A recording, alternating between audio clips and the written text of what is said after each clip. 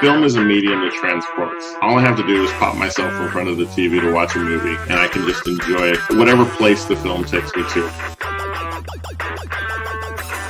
Movies have always been an escape. It gives you a whole new world to be in. I have a rekindled love affair with movies.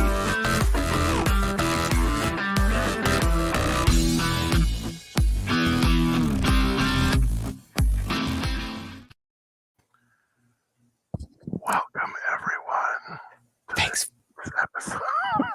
Thanks for joining us. I'm going to talk really quietly, Paul. Yeah, me too. No, that would annoy everybody on the planet. For the next like even people 45 not, even people not here with us would be like, right, idiots. Oh, they do. So welcome everyone to this week's episode of Reel to Reel Talk. I am Sergio Barrera, and joining me as always is, well, one of the other Reel to Reel talkers, Paul Britton. Welcome. Susan will be back with us next week, and we will look forward to having her back on the show. But Paul, Yes. We're going to talk about Quiet Places tonight. Indeed, specifically movies of Yes. Quiet Places. Of Quiet Places. Somebody asked me earlier, what is that about? And I said, Quiet Places. Yeah, just listen to the pod. That's the answer. Exactly. Tune in. our 7 main- Central, 8 Eastern. That's right. Every week here on Reel to Reel Talk. You can find us on YouTube. You can find us on Facebook Live. If you're my friend, you can see me on my page. But we are going to talk tonight about a movie that was released this past week called A Quiet Place Part 2. And Paul, I have to admit that I hadn't seen A Quiet Place until this weekend. And I was actually very surprised that I was able to convince Jen to watch it with me because, you know, she's kind of picky. Okay. Let's just say that I went to watch the sequel by myself. So.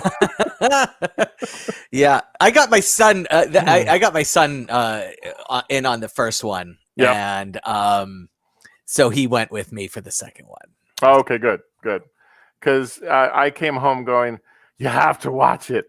And so I wanted to start with the movie A Quiet Place because when it was released, I found it to be something that I didn't really rush to go see. And then subsequent to it coming out, there was a lot of buzz about it. There was a lot of talk about, you know, how great a movie it was.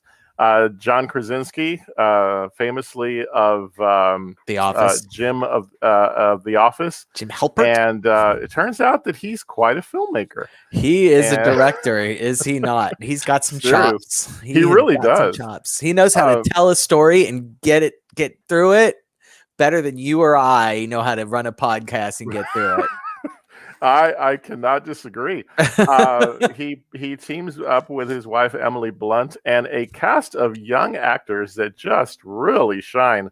As I was before we even get to A Quiet Place Part 2, I told you beforehand I wanted to talk about the first film because it's one of those rare instances where a movie quietly does well and consistently does well, even as people rewatch it.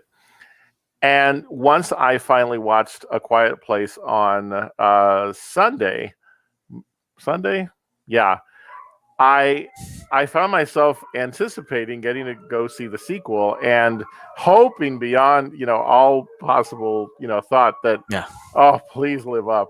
Yeah, please live up. Yeah. And as you can hear from the dogs in the background, they were feeling the same way. So obviously, tell me a little bit about your thoughts on the first film. And kind of sort of your overall view of how successful a film it was, because I felt it told a great story. Yeah. And from beginning to end was really compelling. Yeah.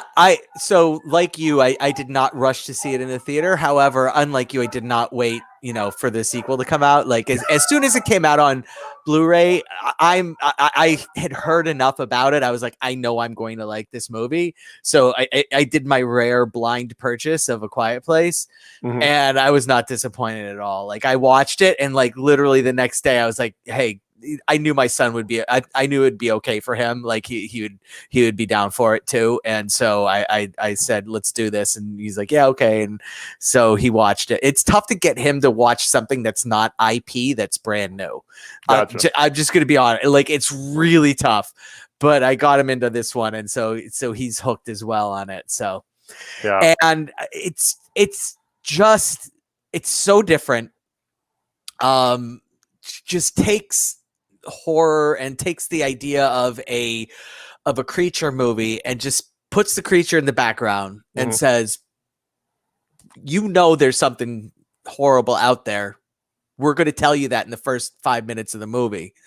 Now we're just going to tell you about this family and how they're dealing with that. And it's just nerve-wracking and amazing and fantastic, and makes me hate wooden stairs. Yeah, no kidding. I posted that after watching that film, never had a nail and corn given me so much stress, right? As it did in this film. Right. And one of the other things that I loved was, and this is so, to speak of this is almost too obvious, but we have to. Okay. The way in which silence is used as it's a character. Yeah.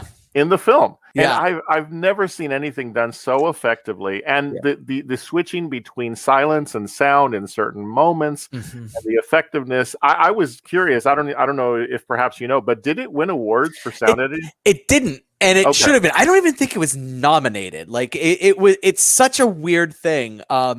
Because it's so, like, the sound is so important, but the problem is, it's one of those things where the sound is counterintuitive to, I mean, it wasn't even nominated. The sound is counterintuitive to, it was nominated for sound editing. I'm sorry. Okay. It's like you said, I mean, it's like this, the lack of sound is really the amazing thing, and how they get it so quiet, and you're just so immersed in the quiet. And I think honestly, I think that this past year's movie, what was it called, the with Riz Ahmed, Sound of Metal. Sound of Metal has a lot to thank for Quiet Place, because it really takes that idea of putting you into the headspace of somebody who can't hear, who has who is hearing impaired, and just being like, this is what it's like. Here you go. Yeah. And it's just, it's such, I can't think of another movie that did it before, and it's done so well. It's great. Yeah, it's such an effective use of sound and silence, and as the movie progresses, you forget that, not forget, but it doesn't ever become overbearing. That's what I loved about it. The theme of it doesn't hit you in the face, and I love how you described it, that the creature takes a back seat. Until key moments, obviously. Right. But it's more so the silence that is such a presence within A Quiet Place, the first film. So I was really curious going into A Quiet Place Part 2, how were they going to keep doing that without wearing out their welcome, so to speak? And boy, did they choose some effective ways to go about that. Yeah. One last thought on A Quiet Place before we move into our review of the film. The other thing that really stood out to me in the first film was two things. The first is what a budget they must have saved on Foley work throughout the film. But also, and more importantly, because the first was a joke, John Krasinski, we got to talk about his talent as a director. And I want to say, did he write both? I know he wrote the second one. I don't think so, but I believe, like, let's find out. Yeah, I'll look it up. But I mean, it's the thing about direction is you can put anything you want on paper, but if you don't move a thing forward, he has screenplay credit, but it's like there's 3 people. Gotcha.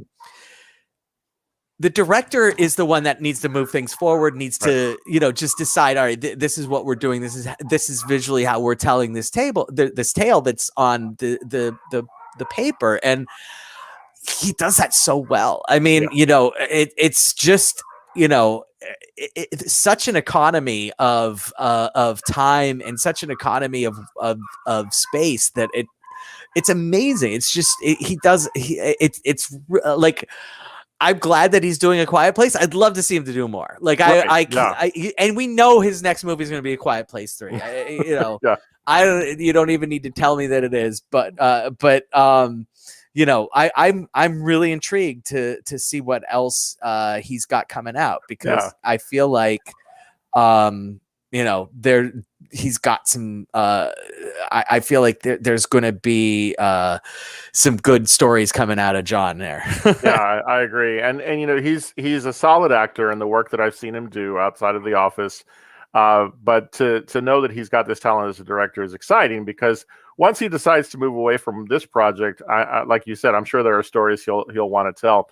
So we move now into A Quiet Place Part 2 in our review of this film. I want to attempt to do it spoiler-free, Paul, unless you think that we just have to warn people now. Okay.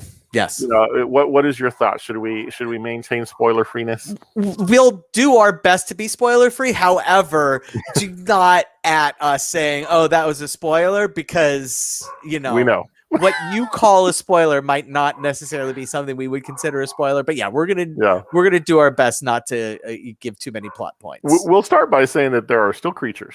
Yeah. Yeah, nobody's wiped them out or anything, So yeah, they're still out there. This movie starts with a fantastic look back. Yeah. One of the things I loved about the first film was, day 89, day 472.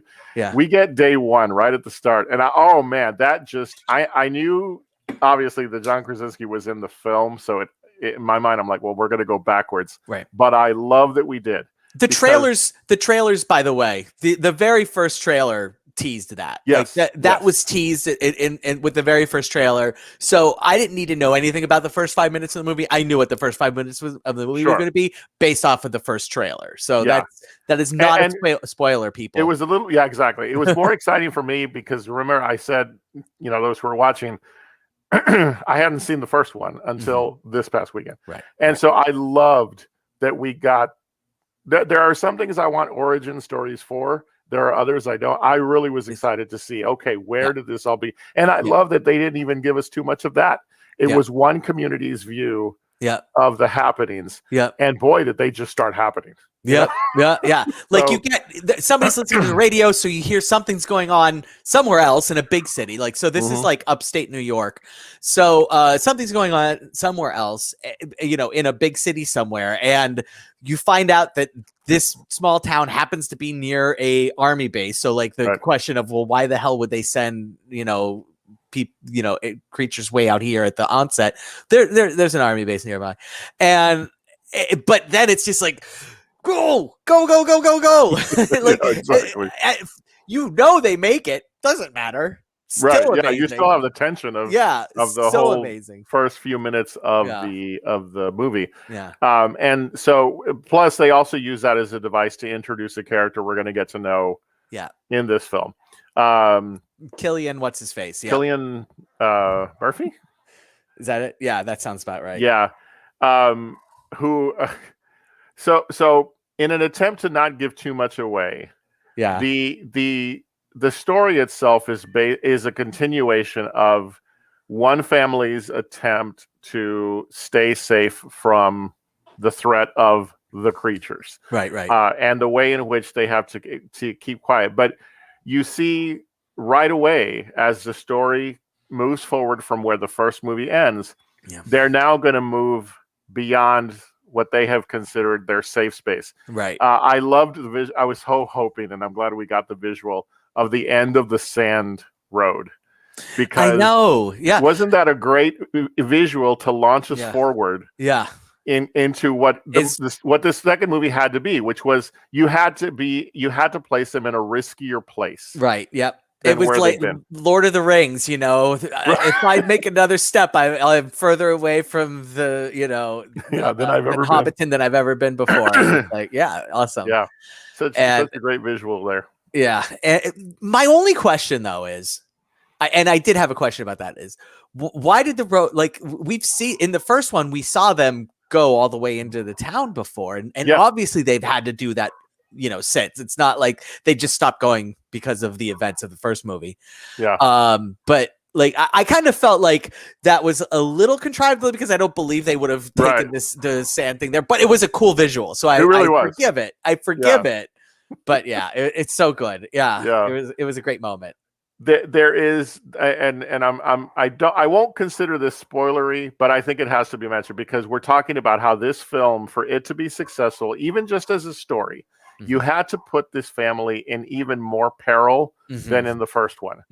There is a moment where sound finally becomes the thing that that they avoided as much as possible in the first film, and then it just goes nuts. There's an injury to a character. Oh yeah.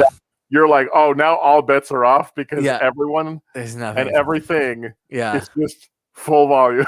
Yeah. So yeah. again, the point I'm making is this story amps up the entire presence of, or the movie amps up the entire present, what's the word I'm looking for?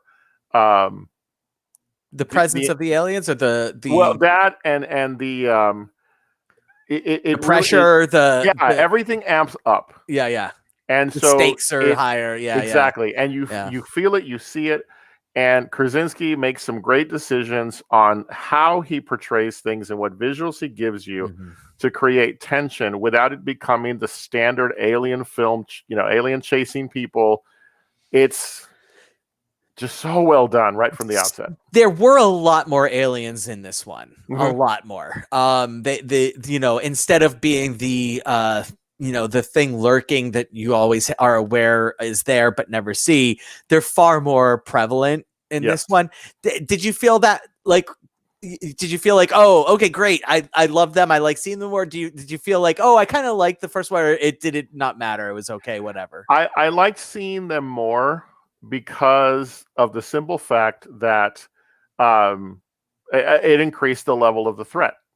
It just amped up even more so the threat level, because you're moving beyond their little space into more of the broad world and even a community. And so I didn't mind that at all. I didn't feel like it was overwrought or overdone. Okay, cool. It's going to be interesting then what happens as the story continues with that, because I think what you're getting at is you don't want it to become all about the creature. Or creatures in this case. No, I agree. And somebody mentioned, Byford the Hobbit mentions that it felt like a money grab. I'm going to disagree with that. I respect that opinion, and I can understand where that might come from. But my feeling on that is that, first of all, the first one sets up a sequel. So let's not even pretend like the first one doesn't end with it, like with you being like, yeah, screaming like, yes, and I am ready for the next one. All right. So, and the second one ends the exact same way. They're setting up. And secondly, I did feel like they had another story to tell. I feel like if they had stayed back at the farm, if they had just like, okay, well, how do they survive now, but without the dad? If it had just been that, or like, ooh, who comes to the farm now that the aliens are dead? If they had just stayed back and let things come to them, I would agree. But it felt like they genuinely had a different story to tell, and I felt like they told a different enough story that it didn't feel as much like a money grab, where it was just felt like, oh, they're contractually obligated to make a second one, and here they are. There was obviously thought put into the story, the writing, and so forth. Right. We can get deeper into the overall story itself, but I would like us to focus. Millicent Simmons, who was brilliant in the first film, the daughter, really was given an opportunity to shine in this particular sequel. And I was really happy about that, because you could tell, between her and Noah Jupe, who played the son. Yeah. I wanted more of them in the first film. We got that treat as their characters were really fleshed out in the second film. Yeah. I have not been familiar with either of the two actors. Paul, I don't know if you are, but what talents here in this film. Fantastic, and it's great, and it's tough because kid actors, if they haven't been super cute in something, then you don't know them, like that's just the way it's going to end up being. But they were, they're fantastic, and it's tough because she's going to have a tough look. Millicent, how many hearing impaired roles are there out there? I mean, look at from the 80s. What's her name? I can't even remember her name. She was nominated for the Oscar. Yes. It'll come to me. Yeah, it's gonna come later. But anyway, I mean, she's an amazing actor. She's an amazing actor. She was nominated for an Oscar. There's just not Mary Matlin. No, there you go. Marley Matlin. Marley Matlin. Okay.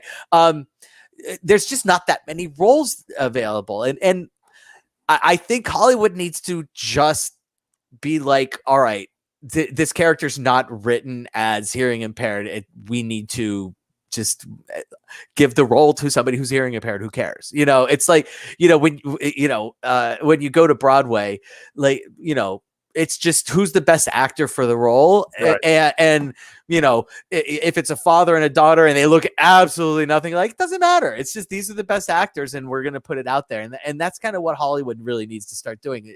Just to really further representation. I just feel like it's, it's ridiculous, but yeah, the kids are fantastic. And this was their story. Like, honestly, it was just like, this is, a tween or an early teen and a late teen that are, one is becoming her own, and her father, and the other is just doesn't know where his place is yet, much like every kid his age, and so they do a fantastic job of carrying it, and everybody around them supporting them, like, and that's really what it felt like, and it was great.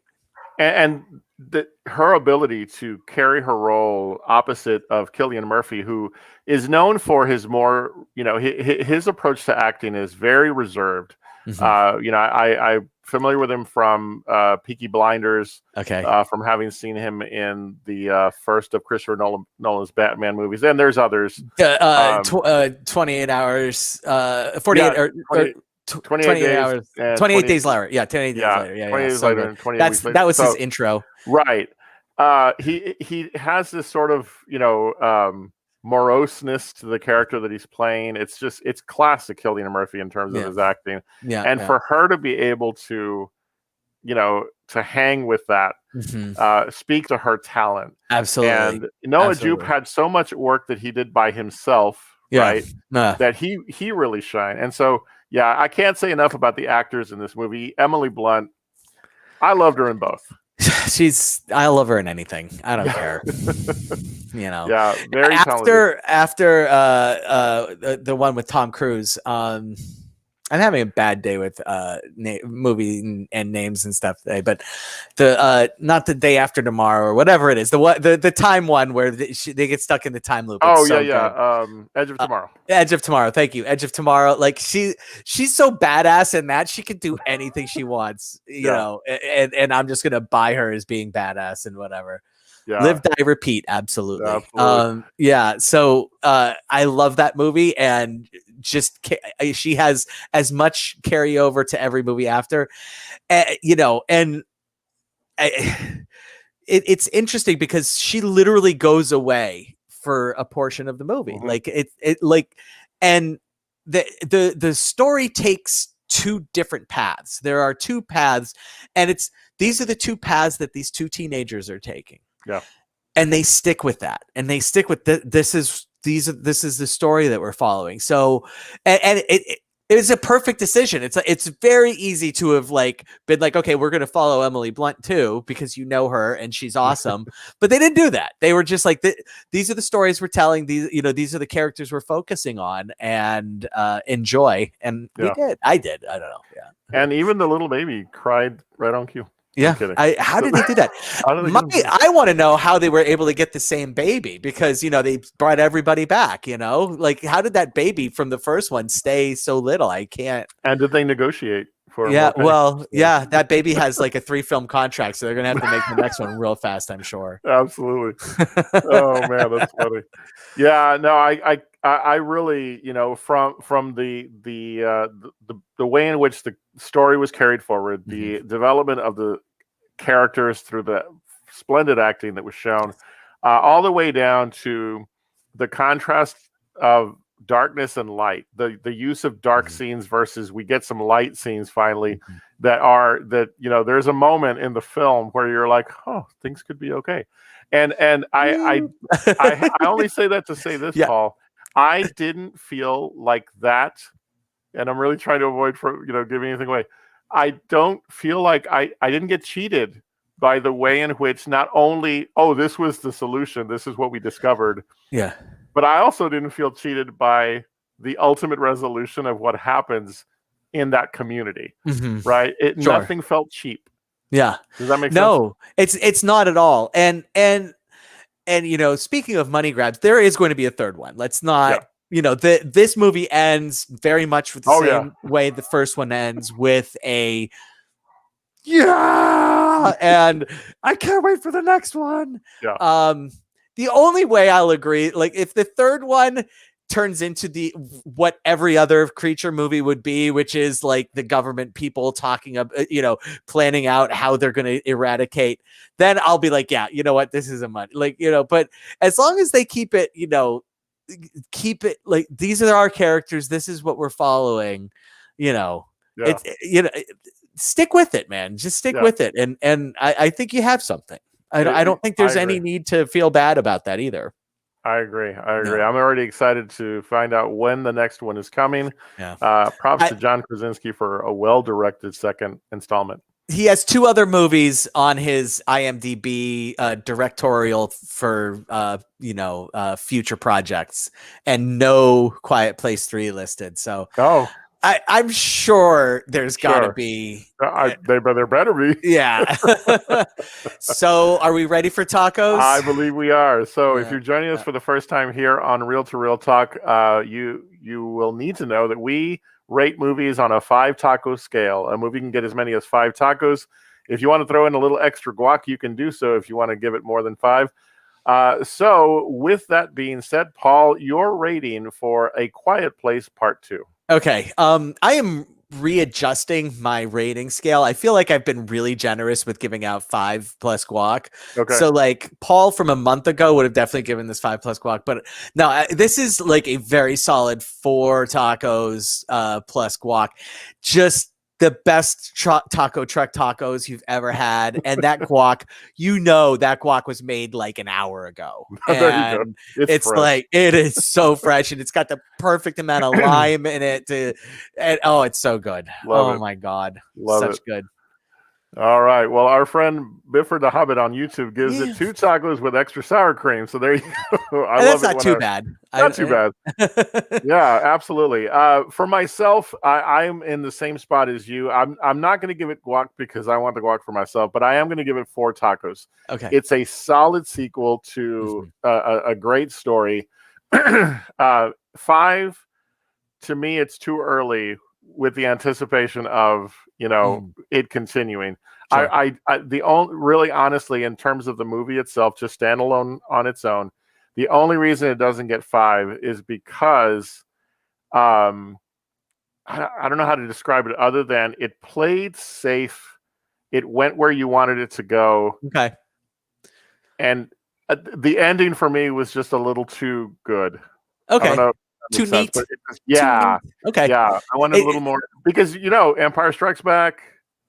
If there's going to be a third, there's always that sort of like, that there's something wrong. This did not do that. This did not do that. I do have one question I just want to throw out into the ether. What the hell is the motivation of these aliens? Because they're not eating people. Like, it's not like they're like we're their last chance for food. If we pursued. This is where the movie could fall apart. Yes, if we pursue the motivations of the aliens, and from an intelligence level, who brought them here? If they want to do a Paramount Plus 6-episode the origins of the aliens and what their motivation is thing, I would sign up for Paramount Plus for that. Like I if would you're call that listening the money Paramount grab. Plus, what's that? Yeah, I would call it the money total grab. money grab, which is why I'm saying it'd have to be like a show for Paramount Plus. Don't make John Krasinski involved other than like executive produce, and he actually tells them, you know, this is what we had in mind. Yeah, but yeah, like that, I would like that story. Yeah, because if there are plot holes anywhere, it's like, let's talk about these aliens and how did they get here and what made. Well, they show how they. So now we know they're aliens. But like these so, aliens don't seem to have this high level of intelligence. Unless, or like any motivation whatsoever. That's my problem. It's like there's just literally no motivation other than we're here to kill.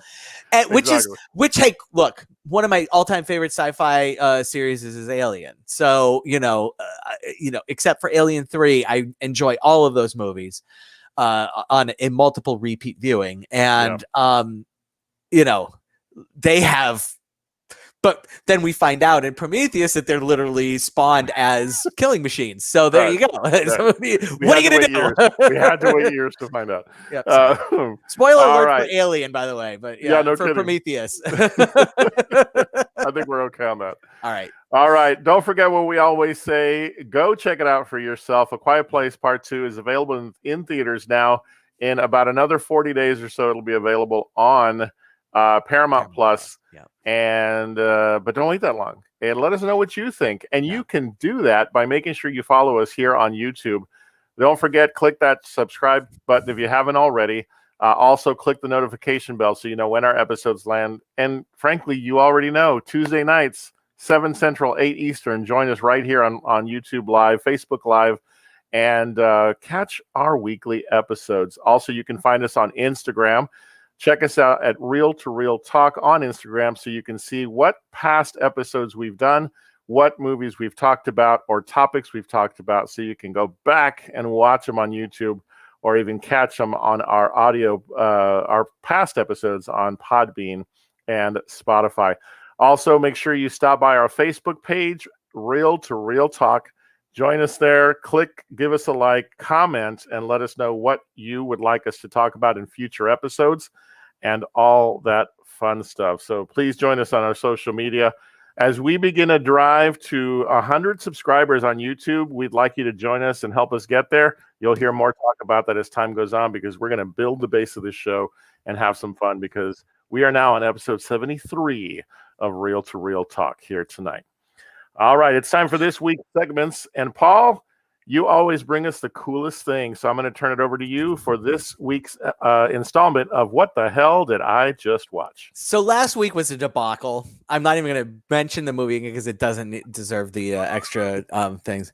So, and I promised I was going to step it up and give a actual good movie, and I succeeded. So the movie I picked this week was 2016's A Cure for Wellness. And this movie stars Dane DeHaan, who you may know better from Chronicle.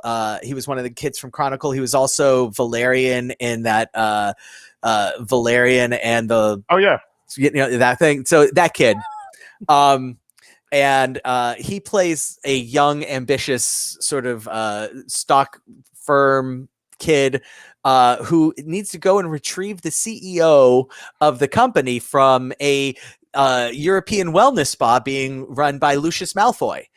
Although not actually Lucius Malfoy, just the actor, who's playing sort of a odd, not odd in the sense of like he's acting weird, but like, just like definitely has a shady background, mental health, physical health doctor, running this European health spa where they cater to super rich and nobody ever leaves. And so it's a psychological drama that turns into a little bit of a supernatural drama as it gets deeper into the movie and weirder and weirder. The things that I really liked about this movie, first of all, the cinematography. I am flat out telling you the cinematography in this movie is just stunning. Like the first 20 minutes of the movie, I'm just like slack-jawed at how beautiful all of the imagery is. Speaking of imagery, I love the imagery. This movie is just dripping with like over the top imagery, and I love that crap. And that you know, my favorite "what the hell did I just watch" is always like layer on the imagery super thick, and sometimes it's goofy and campy imagery, and I love it, and sometimes it's just like well done imagery, and this is like super well done imagery. It really takes, I mean, this thing is just a turn a minute. Like it takes so many turns until like I mentioned, it starts dipping its toe into the supernatural, and then it gets really fucking weird towards the end. And to the point where the ending almost seems incongruous to the rest of the movie, because it's not like I'm sitting here bracing for just the worst possible ending ever, and like it actually has a actual kind of like, oh, that's not such a bad ending, and like I kind of feel good about that ending, and I was totally ready to not feel good about the ending at all, but I did. But that's okay. You know, they don't all have to end horribly for me to, you know, include them on the list here. Sure. So, but yeah, I mean, 2016 is a Cure for Wellness. Check it out. I did have to pay for it, but like it turns out, if you want a good weird movie, I think I'm just gonna have to pay for them. So yeah. that's been my downfall for the past few months, is I've been just going to the cheapies, freebies. Gotcha. So when I want a good one, I'm gonna have to pay for it. But yeah, fantastic, really weird, not super duper weird, but like weird enough where it's like, oh, this is like kind of weird. What the hell is going on here? Yeah. Hey, it made the cut. Yeah. So. Good times. I really enjoyed it. It's awesome. A lot of fun. All right. Weird, demented, horrible sort of way. Well, I can't think of any other reason why I shouldn't watch it. So I'll check out. Make sure you check out A Cure for Wellness, as Paul said. And you can find out week to week what kind of weirdness Paul is getting involved in as you watch every week with us, as he gives us What the Hell Did I Just Watch? So thank you, Paul, for that. I really appreciate it, as always. Absolutely. This is where we would normally have Susan Finally Saw, but as we said earlier, Susan will be back with us next week, and we'll be excited to find out what other movies she has added to her movie watching experience as time has gone on, which means that we're going to go ahead and jump to my segment that I like to call Real Time Rewind. And I was inspired, Paul, by all of this creature stuff. Okay. But you know what? I want to talk about creatures that aren't from outer space, a movie that is about a creature here on the earth that is one of the most notoriously scary creatures. I went back and I watched 1975's Jaws. I hadn't seen this movie in quite a long time, and I think despite some of its, you know, sort of mid 1970s cringiness, it holds up as a classic. Okay. I'm not the only one that's ever said that. I'm not even the first, but Jaws, for some reason, really just, while it's not as scary as it was when I first saw it as a much younger dude, I will say that there's elements of the movie that are worth revisiting. The character of Quint, for me this time around, was just so layered. Yeah. I hadn't really noticed that before. Richard Dreyfuss is amazing as the oceanographer. Roy Scheider, I mean, gosh, there was just so much talent packed into this film and so much creativity. It was a fun movie to revisit, and that's what Real Time Rewind is all about, is just sharing with you guys films. If you haven't checked it out, watch it. If you have, then revisit it, because Jaws, for me, holds up, and that's this week's Real Time Rewind. Yeah. Don't forget, guys, you can find us here on YouTube. Thank you for joining us. Please click that subscribe button and become our 16th subscriber, and we'll hopefully get more and more as time goes on. But more importantly, click the notification bell so you know when our episodes land week to week. If you don't catch us live, you can always go back to our YouTube channel and catch all past episodes there, since we've been on video at least. And make sure you do so. Also, Instagram, you can catch us there. Check out all the posters that we have up that show you what movies we've reviewed, what topics we've discussed, and then that can drive you to go watch episodes that you want to see. Finally, Facebook, Real to Real Talk. We'd love to hear your comments. Write to us there. What do you want us to review in the future? What topics that are movie related do you want us to talk about? maybe you want to make a stop on the show and say hello to us and give us your thoughts on stuff. Who knows? Talk to us at Real to Real Talk on Facebook. All right, Paul, it's time for this week's real quick reviews, and you have one for us. I do. A film that just came out. Yeah, I checked out Cruella. Now, I just gonna come out. I'm a Disney freak, Zoid. I love Disney, everything Disney. Sure. I have been, by and large, disappointed completely. Speaking of movies that feel like money grabs, I have been disappointed with their live action remakes, because that's what they are usually. They've been mostly live action remakes, and then every once in a while they'll do one that's a little different, and those are a little better. But it's even like Maleficent, I was super excited for, and it just ended up being falling short of my expectations. I was really looking forward to like, oh, show us a bad guy and like, the origin of the bad guy. And then it just turned out to be like, we're going to just retcon everything about Sleeping Beauty. And here's Maleficent. I was like, oh, I didn't want that. And then I really didn't want the sequel. This was not that. And this was not just a straight retelling of 101 Dalmatians. Cruella was a brand new thing. And there was a lot to really like about Cruella. If you like Disney and have been turned off by the live action remakes and it swore Cruella off, don't check it out.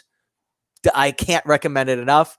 If you like the 101 Dalmatians movie and you're like, oh, I don't want to see Cruella, it's going to ruin everything. It doesn't ruin everything. It makes a couple things a little weird, but it doesn't ruin everything. There's the parentage of Pongo and Perdita becomes a little troubling. Those are the two primary Dalmatians from 101 Dalmatians. That's like that gets really weird now, but we're just going to put that aside and ignore. That's the one thing that you have to ignore. The soundtrack is mind-boggling how good it is, and this movie just takes music from the 60s and 70s and just is like, this is going to be our this is going to be our score. But even the score is, even when they get off of the songs and the classic rock and the punk and and actually put a score in, the score is fantastic. The acting is phenomenal. The two Emmas, Emma Thompson, Emma Stone, are ridiculous in this. They just absolutely killed in this movie, and those they play off each other. I mean, if you've ever watched Emma Thompson in a movie and enjoyed the where she's playing a lead, not like some side off character, but like where she's playing really front and center of the camera, she can carry a movie as good as anybody, and play off of other actors as well as anybody, and she does it with Emma Stone here, and it's just delicious. It's so good. Is this movie going to change the world for anybody? No, it's not going to change the world for everybody, but is it fun, and is it definitely worth the watch? Yes. In my mind, it is super fun, and it is absolutely worth the watch. If you're too scared of going out to see Quiet Place 2 because you don't like scary movies, but you are interested to know what it's like to go out to a theater and see a movie again, go watch Cruella. Get back in theaters. Cruella is definitely worth the trip with the family and friends and loved ones and alone, however you like to go see movies. So Paul, Yeah. on the taco scale, what would you say? We're going to go 3 really good tacos with guac. Gotcha. Yep. Gotcha. Which All is right. good. Hey, that's good. Hey, anything, listen. Anything over 3, and I strongly recommend. So Yeah, absolutely. And you can it's on premium pricing for Disney Plus. That's true. So you could shell out the $30 for it right now, or wait 3 months or whatever it's going to be. Go to the theater, man. Yeah. I did for A Quiet Place Part 2. Sure. And I don't think another thing's coming out that's really worth going to the theater for a while. So I think, this might be the time. This is the time. Cruella, worth it. All right. Well, Paul, thank you for that. I certainly feel like I need to give it a shot then. Please before do. this started, I was like a no on it completely. But I know. Curious. I was totally like ready to dislike it, but nope, I liked it. All right. Yeah. Well, make sure you check out Cruella either on Disney Plus Premium or at the theaters. And I'm going to echo Paul's thought. You know, we're moving steadily towards normalcy. Movie theaters was something that I know we started this project because we love going to movies, and so I'm happy to be able to start to do that safely. Of course, a lot of the theaters here in San Antonio, still not requiring masks, but encouraging them. And it's nice to see folks kind of get back out there and a little. Every time I've gone now, a couple of weeks in a row, there seems to be more people at the theater. So stay safe out there, but get out there, have some fun. I do want to mention one thing in response to Byford the Hobbit. He says that the music bugged him because some songs were made after the 70s. Yes, I understand that. They are slightly anachronistic in some of the songs. However, if you do that in order to feature Supertramp on your soundtrack, you get a pass from me. Like, you can do anything you want. Just put on Supertramp on your soundtrack, and the movie could be from the 20s, and Supertramp's the only song that wasn't made in the 20s. I'm good. That'll work. I'm in. Yeah, I love it. You are forgiven. Well, I want to give a shout out to our friend Byford the Hobbit, who has been commenting quite a bit on YouTube. Thank you so much for joining us. I want to also share, for those who may not be able to see it, he's recommending a film called New Order. It reminds him of the first franchise. I think he was saying that for my. He posted that right after, and so I wrote that down. It's a recommendation I'll definitely look up. So that was about the time we were talking about your What the Hell Did I Just Watch? It's on my list. Excellent. So a big shout out to our audience member of the week, Byford the Hobbit. Thank you so much for joining us. And to all of you who've been watching, we see the tallies on our screen. Thank you so much for joining us here on Facebook Live or YouTube Live. And we encourage you to return next week as we continue our movie watching journey here on Real to Real Talk. Paul, it's been great. Yep. Once again, we hope to have Susan back next week. That we can all keep talking movies. Yes. For all of you out there, we thank you so much for joining us week to week here on Real to Real Talk. But most importantly, don't forget, you're awesome, you're amazing, and the world's a better place because you are in it. We'll see you next